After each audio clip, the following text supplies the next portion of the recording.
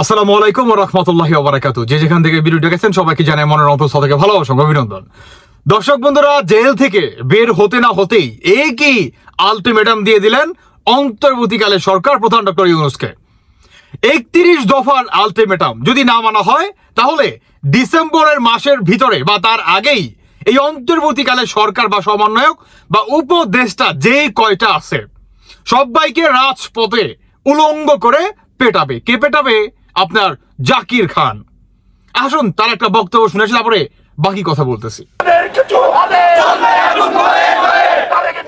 প্রথমত তারেক জিয়ার ৩১ দফা দাবি আজকের এই দিনে আমরা ঐক্যবদ্ধ হয়ে ওয়াদা করছি যে আমরা বাস্তবায়ন করবই করব। আচ্ছা, শুনলেন তো আপনার তারেক জিয়ার ৩১ দফার আলটিমেটাম।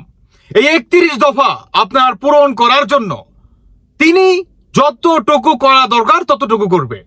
শুধু এটাই না, আপনার বিএনপির বর্তমান বড় বড় নেতা কর্মীরা তারা অন্তর্বর্তীকালে সরকারকে ঠিক একইভাবে আলটিমেটাম দিয়ে যাচ্ছে। আপনাদের সময় ওয়েস্ট করব না, আসুন আরেকজনের বক্তব্য শুনে আসি। এখনো ৭.৫ কোটি লোকের ভিতরে ৩ কোটি লোক বেঁচে আছে। এত সহজ না, এত সহজ না। আস্তে আস্তে কেমোথেরাপি খেয়ে ছাত্ররাও কিন্তু ছোট হয়ে যাচ্ছে। সামনে নির্বাচন শিডিউল দিতে বলেন, ঢাকা শহর থেকে একটা বেরোতে পারবে না। আমি নির্বাচন আওয়ামী লীগ করছে না, শেখ হাসিনা বড় বড় নেতাদের দিয়ে করছে, একটারও জামানত থাকে নাই, এদেরও জামানত থাকবে না, কারো থাকবে না। এবং তাদের জীবনের নিরাপত্তার ঝুঁকি আছে। এখন প্রত্যেকটা মিনিস্ট্রি ছাত্র বসায় দিছে। কি করতেছে আপনার খবর তো আপনার সাংবাদিক আপনার কাছে আছে। ট্রান্সফার, পোস্টিং, চাকরি দেওয়া সবকিছুতে কমিশন চলছে, ভয়ঙ্কর কমিশন। পোলাপান পড়াশোনা নাই, সব নাই, সবগুলো এখন সরকার চালানো ব্যস্ত।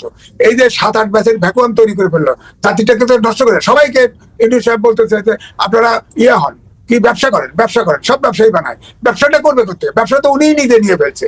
হ্যাঁ, গ্রামীণ ব্যাংকের ৬৬৬ কোটি টাকার সুদ করে নিয়েছে, গ্রামীণ ব্যাংকের ৪,০০০ কোটি টাকা মাফ করে নিছে, ম্যান পাওয়ার ব্যবসা নিয়ে নিছে। এইরকম ভাবে অন্তত ৮-১০টা তিনি আপনি বলেন নৈতিকভাবে তিনি ৬ মাসের জেল হয়েছিল, আপিলের শর্তে তিনি মুক্ত হয়েছিল, সবগুলো মামলা আপনার সবগুলো মামলা খারিজ করে নিছে। তো তিনি তো এই গণঅভ্যুত্থানের এককভাবে সবচেয়ে বড় সুবিধাবাদী। সুতরাং এইটা জাতির ঘাড়ে সব চাপায় দেওয়া, ওনার একা পুরো বাংলাদেশকে ব্যবসার কেন্দ্র করে ফেলতেছে। সুতরাং এর থেকে মুক্তি পাওয়া দরকার। এর চাইতে নির্বাচিত সরকার যেই আসুক, আমি বলবো যে সেটাও এর চাইতে বেটার হবে। সারা দেশটাকে ব্যবসার কেন্দ্র কেউ বানাবে না। ৫ বছর সরকার থাকুক, আবার নির্বাচিত প্রধানমন্ত্রী থাকুক ডক্টর মোহাম্মদ ইউনূস। তো তাহলে পার্টি করতে বলেন, নির্বাচন করতে বলেন, জিততে বললেন। আপনারা যারা বলতেছে তারা নির্বাচনে গেলে তো সবগুলোর জামানত বাজেয়াপ্ত হবে, নির্বাচন দিয়ে দেখুক না, আবার 5 বছর থাকার ইচ্ছা। তো এই জন্য বলছে তারা এত জটিলতা তৈরি না করে, দেশটা চলছে না, নির্বাচন দিয়ে তারা আমার মনে হয় নির্বাচিত সরকারের হাতে ক্ষমতা হ্যান্ডওভার করা উচিত। আচ্ছা, শুনে আর দেখতে হবে না, সবার আগে জাকির খানকে নিয়ে কথা বলি, তারপরে ওনাকে নিয়ে আসতেছি। জাকির খান বা এই জাকির খানকে কে কতটুকু চেনেন আমি জানি না, তবে আমি কিছুটা ধারণা দিই, শুনেন। এই অন্তর্বর্তীকালে সরকারকে বা সরকারের ভিতরে ভয় ঢোকানোর জন্য কিংবা এই সরকারকে আপনার শেষ করে, মানে রাস্তা থেকে শেষ করে নতুন একটা জনগণের নির্বাচিত একটা সরকার কিভাবে প্রতিষ্ঠিত করা যায়, সেটা এই জাকির খান অনেক বড় একটা ভূমিকা পালন করবে। এটা 100% আপনার একদম নিশ্চয়তা। অন্যদিকে এই জাকির খান তিনি কিন্তু একজন খুনের আসামি, তাই না? তার বিরুদ্ধে 30-এরও অধিক আপনার শেখ হাসিনা সরকারের আমল থেকে তার নামে মামলা ছিল, এবং গতকালকে এসে তিনি সমস্ত মামলা থেকে মওকুফ পায় এবং তিনি জামিন পেয়ে যায়। এবং আপনার এই জাকির খান ওনার যেই মনে করেন জনগণের যে ট্রাফিক, যে ভালোবাসা নারায়ণগঞ্জের ভিতরে দেখতে পারছেন, এক জাকির খানকে কেন্দ্র করে যে নাকি একটা খুনির আসামি।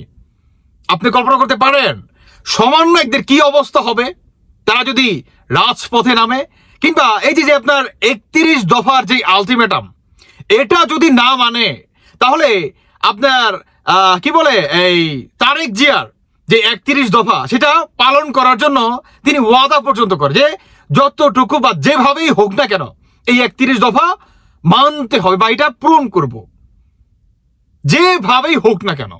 তিনি কিন্তু একজন বড় দাগি আসামি, তাও কি জানতেন না ভাই, মার্ডার কেসের। এটা কিন্তু আপনাকে বুঝতে হবে। আর তার যে জনগণের যে ভালোবাসা, যে সাপোর্ট, যে জনগণের হুমড়ি খেয়ে পড়ছে তাকে দেখার জন্য বা তাকে রিসিভ করার জন্য, এই সমন্বয়কদের কি হবে তারা যদি এই 31 দফা না মানে?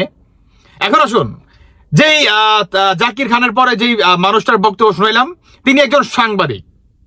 এই সাংবাদিক ভাইয়ের বক্তব্যটা আপনারা শুনছেন যে সমন্বয়কারীরা এই 31 দফা যদি আন্দোলন না মানে তাহলে তারা ঢাকায় থেকেও বের হতে পারবে কিনা এটাও সন্দেহ। উল্টো দিকে তিনি আরো বলছে যে তাদের জীবনের কিংবা জানের পর্যন্ত হুমকি আছে কিন্তু, তাই না? কেন বলছে এই কথা? দ্যাট মিনস এই জাকির খান তিনি বের হয়ে গেছে এবং তিনি বের হয়েই সাথে সাথে সাংবাদিকদের যে যখন নাকি মাওতা সামনে নিয়ে যায় কি বলছে, তারেক জিয়ার 31 দফা আন্দোলন কিংবা মানার জন্য যতটুকু করা দরকার সমস্ত কিছু করব, যেভাবেই হোক না কেন এটাকে সাকসেস হতে হবে। দ্যাট মিনস আপনার ডিসেম্বর মাসের ভিতরেই আপনার নির্বাচন দিতে হবে যেভাবে হোক। যদি না দেয় তাহলে সমন্বয়কদের পিঠের ছাল থাকবে না, কিংবা অন্তর্বর্তীকালে সরকার আপনার যে বা যারা আছে সব কয়টাকে রাজপথে এনে উলঙ্গ করে পেটানো হবে। এটাই হচ্ছে এই 31 দফার ভিতরে একটা বড় ঘোষণা। আপনার বিএনপির মির্জা আব্বাস, তারপরে আরো যে অনেক বড় বড় নেতাকর্মীরা, তাদের একটাই বক্তব্য যে কার কোন বাপ আছে আইসো দেখবো রাজপথে খেলা হবে। কেমন? শুধু এটাই না, তারা আরো বলছে যে 31 দফা মানবে না কিংবা ডিসেম্বরের ভিতরে নির্বাচন দেবে না, অন্তর্বর্তী তো দেবেই, ওদের বাপও ওইটা ইসা দিবে। তারা এতটা জোরালো ভাবে মনে করেন বলতেছে। তার মানে বাংলাদেশে আপনার এই অন্তর্বর্তীকালে সরকারের এগেনস্টে বড় একটা ধামাকা কিংবা বড় একটা কর্মসূচি আমরা দেখতে পারতেছি সামনে। সার্জিস হাসনাত এরা আসলে কি করবে এটা শুধু আপনার সময়ের অপেক্ষা। তারা 1 সেকেন্ড টিকতে পারবে বিএনপির সামনে, যেখানে বিএনপির একজন খুনি আসামি, সরি আসলে এইভাবে বলতে হচ্ছে, একজন খুনি আসামি ছিল তিনি সাবেক, তাকে রিসিভ করার জন্য ভাই দেখছেন হাজার হাজার মানুষ, শত শত মানুষ লাইন ধরে আছে এক নজর দেখার জন্য এবং তাকে কি শাবাশি দেওয়ার জন্য। তাহলে একবার কল্পনা করেন ভাই, আপনার তারেক জিয়া যদি ডাকে তাহলে রাজপথের অবস্থা কি হবে? এবং তারেক জিয়ার যে 31 দফার আন্দোলন এটা যদি অন্তর্বর্তীকালে সরকার না মানে তাহলে সমন্বয়কদের খবর আছে সমন্বয়কদের। এখন দেখার বিষয় যে বিএনপি আপনার অরিজিনালি ডিসেম্বরের ভিতরে বড় একটা এদের এগেনস্টে কর্মসূচি করে কিনা। তবে আমার মনে হয় ভাই 100-এর ভিতরে 200% করবে, 100-এর ভিতরে 200%। কারণ সময় এই অন্তর্বর্তীকালে সরকার দিন যাচ্ছে এদের সরকারি মেয়াদ কি বাড়াচ্ছে এবং স্বাধীনতা সার্বভৌমত্ব দেশ থেকে তারা রুঠে দিচ্ছে। এটা আর হতে দেওয়া যাবে না। এটা কার বক্তব্য? বিএনপির তারেক জিয়ার।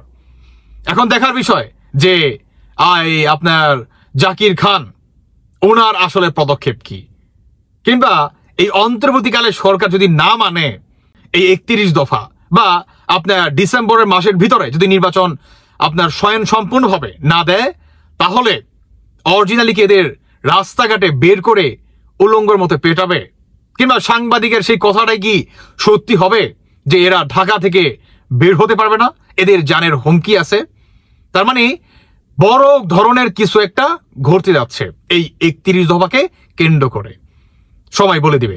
দর্শক বন্ধুরা, বাকিটা আপনাদের ব্যক্তিগত মতামত অবশ্যই জানিয়ে যাবেন। ধন্যবাদ সবাইকে। আল্লাহ হাফেজ। আসসালামু আলাইকুম।